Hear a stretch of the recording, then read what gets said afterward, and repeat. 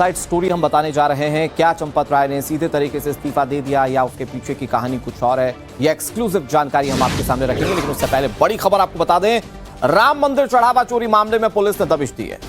गिरफ्तार आरोपियों के घर अयोध्या पुलिस पहुंची। रामशंकर और मनीष यादव के घर पर दबिश दी गई। सभी 8 आरोपियों के घरों पर जांच के लिए दबिश दी गई। बड़ी खबर आपको बता रहे हैं, पुलिस इस मामले में किसी को बख्शना नहीं चाहती। सरकार बहुत क्लियर कर चुकी है कि अगर भक्तों की आस्था से खिलवाड़ किसी ने थोड़ा सा भी किया है तो उसे छोड़ा नहीं जाएगा। और इसीलिए ये कार्रवाइयां जो आज आप देख रहे हैं ये बहुत महत्वपूर्ण है, जहां पर बहुत सारे पुलिसकर्मी जो थे वो इन एक्यूज के यहां पर पहुंचे, आरोपियों के यहां पर पहुंचे और फिर वहां पर जांच की गई। 4 तस्वीरें आपके सामने हैं। टिन्नू यादव के घर पर छापेमारी की गई, अनुकल्प मिश्रा के घर पर भी पुलिस पहुंची, मनीष यादव के यहां पर भी पुलिस पहुंची थी और अभिनव शुक्ला के यहां भी दबिश दी गई है।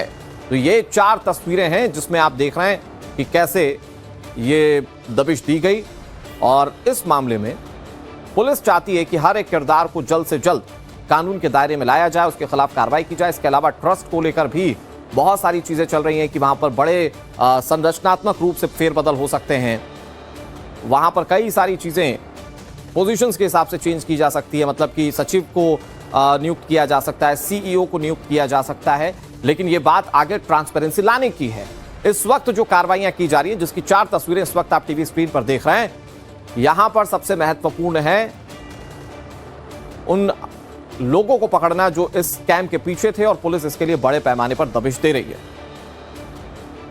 इस समय हमारी मौजूदगी अनुकल्प मिश्रा के घर पे है। अनुकल्प मिश्रा राम जन्मभूमि तीर्थ ट्रस्ट मंदिर चोरी के आरोप में अनुकल्प मिश्रा को गिरफ्तार किया गया था। जो 8 लोग गिरफ्तार हुए थे उसमें अनुकल्प मिश्रा भी थे और इस समय अनुकल्प मिश्रा के घर पे पुलिस की रेड पड़ी हुई है। आप देख सकते हैं ये अनुकल्प मिश्रा का घर है और यहाँ पे पुलिस की रेड पड़ी है। लोग यहाँ पे घर में इनके जांच पड़ताल कर रहे हैं और घर वालों से पूछताछ भी की जा रही है। लेकिन अभी तक ये बताया जा रहा है जितने भी 8 आरोपी हैं सभी के घर पे पुलिस की रेड पड़ी है और सुबेरे से ही इनके घरों पे रेड पड़ी है और सुबेरे से ही पूछताछ चल रही है, क्योंकि घर के अंदर हम नहीं जा सकते। आप देख सकते हैं घर के बाहर ये 2 पुलिस के गार्ड लगे हुए हैं और पुलिसकर्मी जो हैं, जो पूछताछ करने के लिए अधिकारी आए हैं, वो घर के अंदर परिवार वालों से पूछताछ कर रहे हैं। अनुकल्प मिश्रा, टिन्नू यादव, जो लोग भी इसमें 8 आरोपी हैं, सबके घर पे पुलिस की रेड पड़ी है, उनसे पूछताछ की जा रही है। अब जांच को लेकर गंभीरता के साथ जांच पड़ताल चल रही है। जो दोषी है उनके ऊपर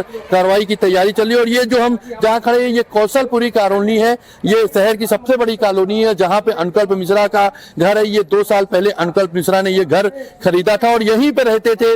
जबकि अनुकल्प मिश्रा के जो रिश्तेदार हैं उनका ये कहना है कि जब अनुकल्प मिश्रा राम मंदिर में जुड़े, राम मंदिर में काम करना शुरू किए, उसके बाद कहां से इनके पास इतना धन आया और इन्होंने ये मकान खरीदा और भी कई संपत्ति बनाई है। लेकिन जांच में जब इनका नाम आया, पुलिस ने इनको गिरफ्तार किया, उसके बाद सख्त कार्रवाई के तहत आप देख सकते हैं आज इनके घर पे पुलिस की रेड पड़ी है, इनके घर की जांच पड़ताल की जा रही है। इसी तरीके के जो 8 आरोपी हैं सबके घर पे पुलिस की रेड आज पड़ी है और सबके परिवार वालों से पूछताछ की जा रही है, जांच पड़ताल की जा रही है।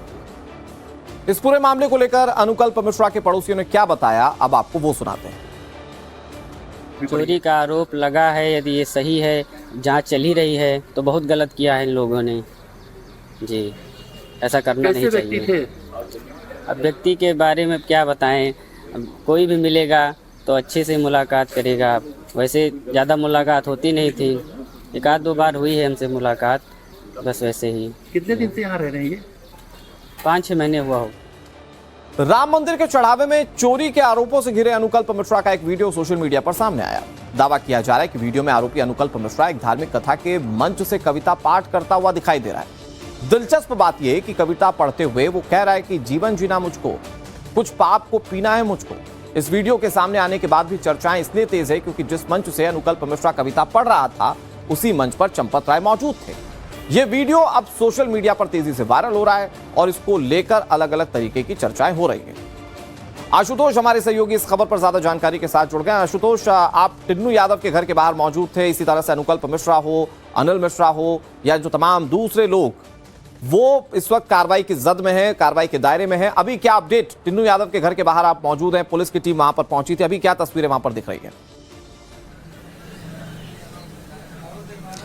बिल्कुल, देखिए आज सभी जो 8 आरोपी थे उनके घरों पर सुबह से ही छापेमारी चल रही है। उनके परिजनों से पूछताछ की जा रही है, परिवार के जो दूसरे सदस्य हैं उनसे पूछताछ की जा रही है, पड़ोसियों से पूछताछ की जा रही है, घरों को खंगाला जा रहा है और सबूत इकट्ठा करने की कोशिश की जा रही है। क्योंकि जिस तरीके से पहले उनकी गिरफ्तारी हुई थी, उसके बाद उनको कोर्ट के सामने पेश किया गया और फिर जेल भेज दिया गया, लेकिन जो जांच का जो दायरा है पुलिस उसे अब धीरे धीरे आगे बढ़ाती जा रही है। क्योंकि इसके पहले हमने देखा था कि पहले एसआईटी ने पूछताछ की और अब बाकायदे यूपी पुलिस के पास ये पूरा केस है, हैंडओवर उसको किया गया है, लिहाजा अब पुलिस ने अपना जांच का दायरा बढ़ा दिया है। और इस वक्त देखिए टिन्नू यादव के साथ साथ उनके जो भतीजे हैं मनीष यादव, उनके घर पे भी पुलिस की टीम मौजूद है। पुलिस की टीम अंदर इस वक्त पूछताछ कर रही है और मैं आपको ये दिखाने की कोशिश कर रहा हूँ कि ये देखिए टिन्नू यादव का मकान है और इस मकान के अंदर टिन्नू यादव की जो पत्नी है और इसके अलावा जो उनके बेटे हैं उनसे इस वक्त पूछताछ की जा रही है।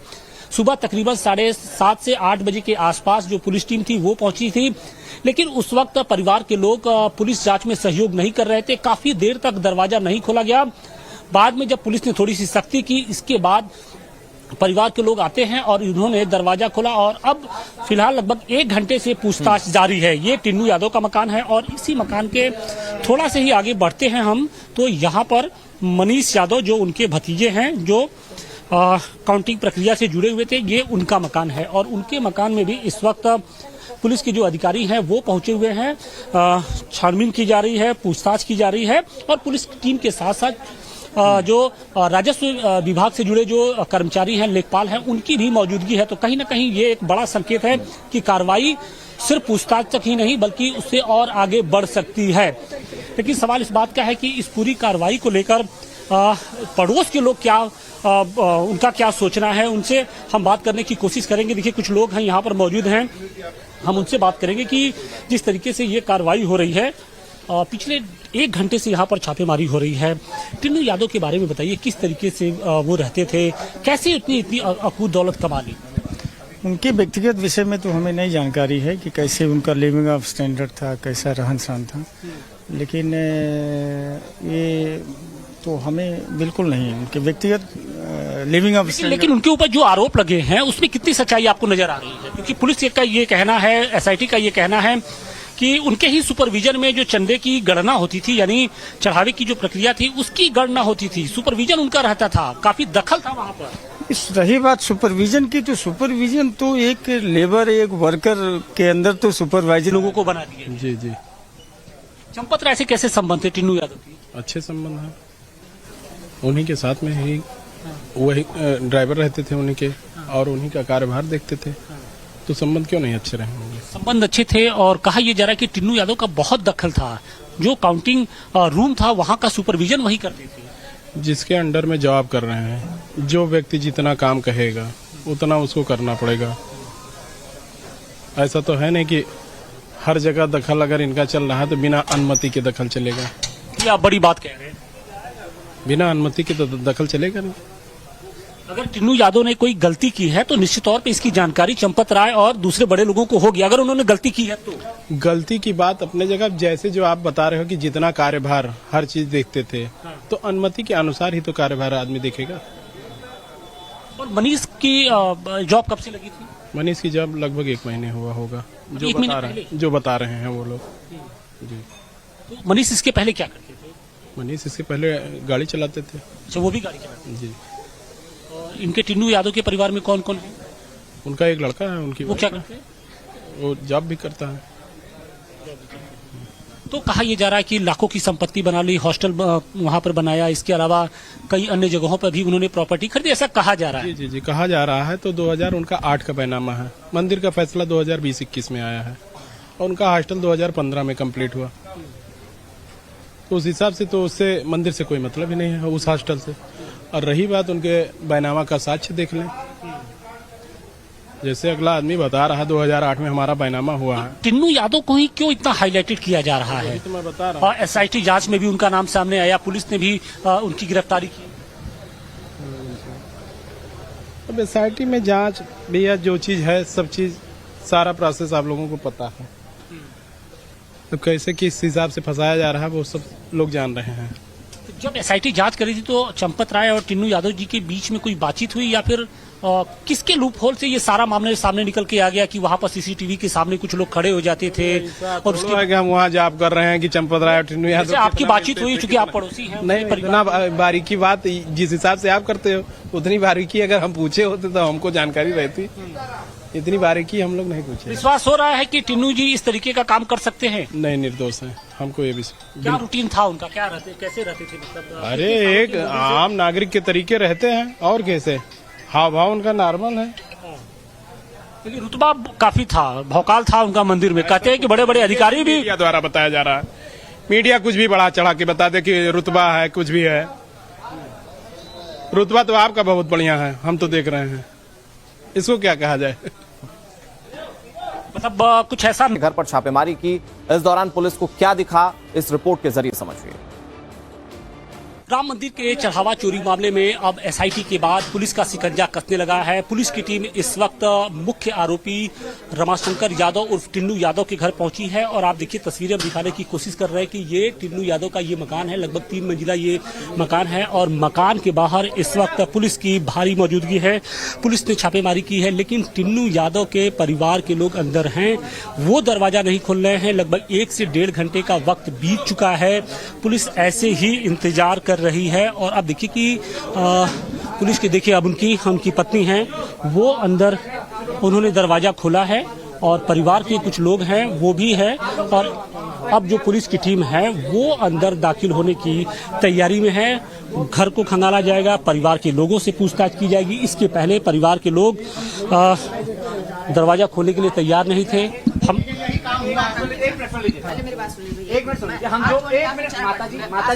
मेरा अनुरोध आप सुन आप आइए बता दीजिए, आइए सर बताइए, आप मेरा चेक कर लो। आप बेटा रुक जाओ, आप लोग इसको बंद कर लीजिए प्लीज, हम लोग को विवेचनात्मक कार्यवाही कर रही है, ये अनुरोध आपसे है। तो बिल्कुल देखिए पुलिस अभी इन्वेस्टिगेशन कर रही है और अब यहाँ से हम लोग को भी हटने के लिए कहा जा रहा है, लेकिन परिवार के लोग पुलिस को अभी अंदर दाखिल नहीं होने दे रहे हैं।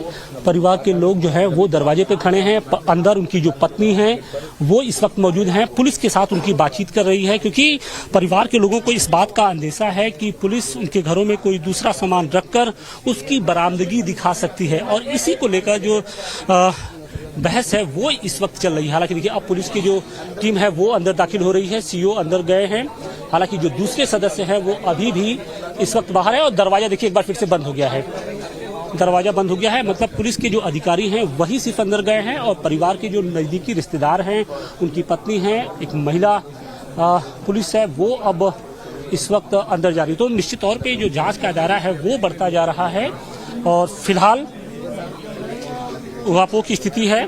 परिवार के लोग टिन्नू यादव का बचाव कर रहे हैं। पड़ोसियों से भी हमारी जब बातचीत हुई तो उन्होंने कहा कि टिन्नू यादव को इस पूरे मामले में फंसाया जा रहा है। पुलिस अयोध्या के रुदौली इलाके के लवकुश के घर पर पहुंची, लवकुश के दादा से पूछताछ की। अब दादा जगदम्बिका प्रसाद कह रहे हैं कि उसकी 5 महीने पहले ही नौकरी लगी थी, यानी कि लवकुश की 5 महीने पहले ही नौकरी लगी थी। उनका कहना है कि लवकुश कुछ दिन गांव में आता था, फिर वापस अयोध्या चला जाता था। दादा ने और क्या बताया आपको दिखाते हैं इस रिपोर्ट में।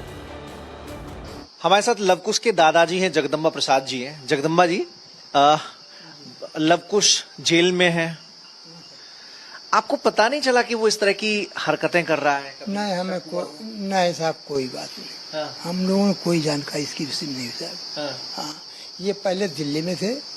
दिल्ली में कब से कब तक थे? दिल्ली में साहब 1 साल भय, वहाँ से आए 3-4 महीने नौकरी यहाँ फैजाबाद में किए हैं। अच्छा। और उसके बाद राम जन्मभूमि में पता लगा राम जन्मभूमि ड्यूटी करते हैं। कितने समय से कर रहे थे राम जन्मभूमि ट्रस्ट में ड्यूटी? 4-5 महीना हुई साहब अंदाज। 5 महीना? हाँ, 4-5 महीने हुए होंगे। तो 5 महीने में वहाँ अयोध्या ही रहते थे या यहीं से रोज आना जाना होता? नहीं, पहले तो यहीं से आना जाना होता था, उसके बाद ये अपने बच्चों का वहाँ नाम लिखाया, वहीं कहीं कमरा लेकर रहे। अच्छा। परिवार से, बीवी बच्चों से? हाँ। कभी आपको नहीं लगा कि अचानक इनकम बढ़ गई है तो कुछ बच्चे से पूछताछ आपने की लवकुश से कि भाई पैसा कहाँ से आ रहा है? इनकम साहब हमें लोगों के पास तब रही ना बाब है। हाँ, नहीं, लवकुश के पास? लवकुश के पास साहब। नहीं, यहाँ पे तो उनके पिताजी जब यहाँ पे पहली बार 5 जून को चंपत राय जी आए थे 5 जून को आए थे? हाँ, नहीं हमको नहीं, उस समय ये मैं टूर में गए थे सर, मैं यात्रा में थे। हम हमारे सामने कोई बात नहीं सर। ये जानकारी थी कि 5 जून को चंपत राय जी आए थे, आपके बेटे ने बाइट दी थी, उसमें बताया था कि यहाँ पर आए थे और कुछ जो उपले होते हैं जहाँ रखे जाते हैं, कंडे रखे जाते हैं, वहां से पैसे निकले थे। कुछ नहीं साहब, यहाँ वहाँ सब वहाँ देख लीजिए, वहाँ उबला हुआ और सामने ये, और ये है सब है यहाँ, न उबला न साहब यहाँ से पैसा ही। वो तो आपके बेटे ने बताया था। नहीं तो निकला नहीं साहब पैसा, यहाँ हम लोगों के जहाँ पैसा है ही नहीं निकलेगा साहब। अच्छा। लेकिन गरीब आदमी है। फोन वोन तो लव कुश ने आईफोन ले रखा है? कुछ नहीं साहब, ये साहब कुछ नहीं। तो आपका क्या कहना है इस पे जो कहा जा रहा है? या तो आपको जानकारी लव कुश नहीं देता था? हाँ नहीं, हमको कोई जानकारी नहीं था। क्योंकि पुलिस की जांच में एसआईटी ने जांच की और पुलिस को भी जो जांच शुरू की है, उसमें सीसीटीवी फुटेज में वो कैमरे के सामने आते हुए फिर पैसा ले जाते हुए वो सारी बातें आ गई हैं। पूछताछ में लोगों ने बताया कि लव कुश भी उसका हिस्सेदार था। सुषमा हॉस्पिटल के पास एक जगह मकान था, वहां जाके पैसे का बंटवारा होता था और 45 दिन की सीसीटीवी फुटेज में 70 बार पैसे ले जाते हुए दिखाई दिए हैं। हाँ मैं साहब कुछ नहीं, ये हमको कोई जानकारी नहीं। हैरत में है आप? है सर, आश्चर्यचकित हैं, हैरान हो रहे हैं इस चीज से?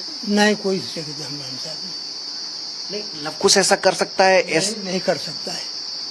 लेकिन वो तो सीसीटीवी फुटेज में, हाँ ठीक है, कैमरे में रिकॉर्ड हुआ। हाँ लेकिन साहब ऐसा है कि मतलब ऐसा हो नहीं सकता, क्योंकि वो ऐसा था राजा का है नहीं। चढ़ावा चोरी की पहली एफआईआर में चंपत राय और अनिल मिश्रा का नाम नहीं है। एक पक्ष चंपत राय का बचाव कर रहा है, दूसरा पक्ष चंपत राय पर कई सवाल खड़े कर रहा है। दूसरे प्रमुख ट्रस्टी अनिल मिश्रा भी जनता के सवालों के घेरे में है। हालांकि दोनों का परिवार इसे मात्र राजनीतिक साजिश बता रहा है।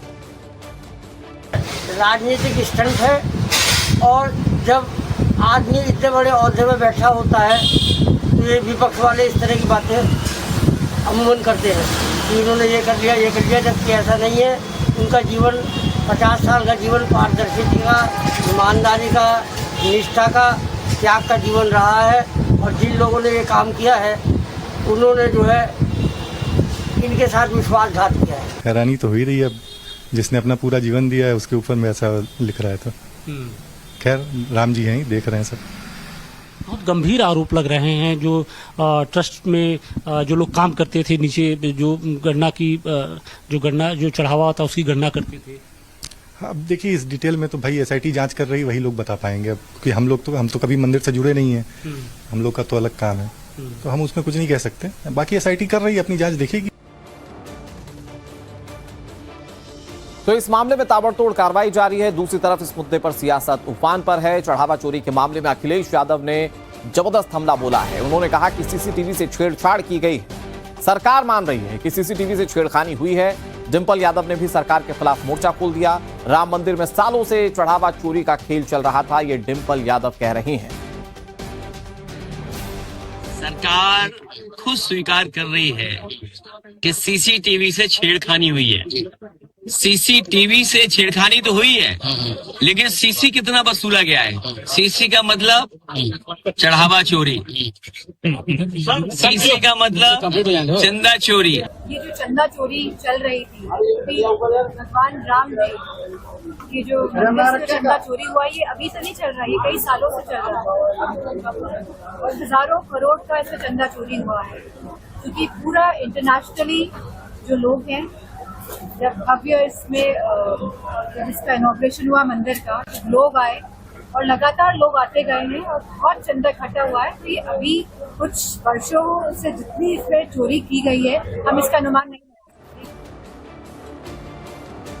समाजवादी पार्टी के सांसद राजीव राय का बड़ा आरोप सामने आया। ट्रस्ट पर एक गिरोह का कब्जा है। राजीव राय ये बात कह रहे हैं, मंदिर बनाओ पैसा कमाओ की साजिश चल रही है। राम मंदिर को सत्ता पाने का साधन बनाया गया। राजीव राय की ओर से ये बात कही गई। भगवान उन्हें कभी माफ नहीं करेंगे। मैं शुरू से कह रहा हूं कि सारे लोग जो राम मंदिर आंदोलन में थे, मंदिर बनाने के प्रक्रिया में, मंदिर बनने के बाद कहीं एक भी आदमी वो ट्रस्ट में है, जो लोग ट्रस्ट में इनका कोई योगदान है? नृपेंद्र मिश्रा जी यही चीफ सेक्रेटरी थे ना। तथा कथित गोली चलवाना या जो गोली चली थी तो उस पर आदेश तो इन्हीं के थे, इनको उनका बना दिया गया। तो गिरोह जो आकर कब्जा कर रहे हैं तो शुरू से साजिश थी, मंदिर बनाओ पैसा कमाओ। इनको न भगवान से कुछ लेना देना, न आस्था से कुछ लेना देना, सत्ता पाने का साधन है, पैसा कमाने का स्रोत है।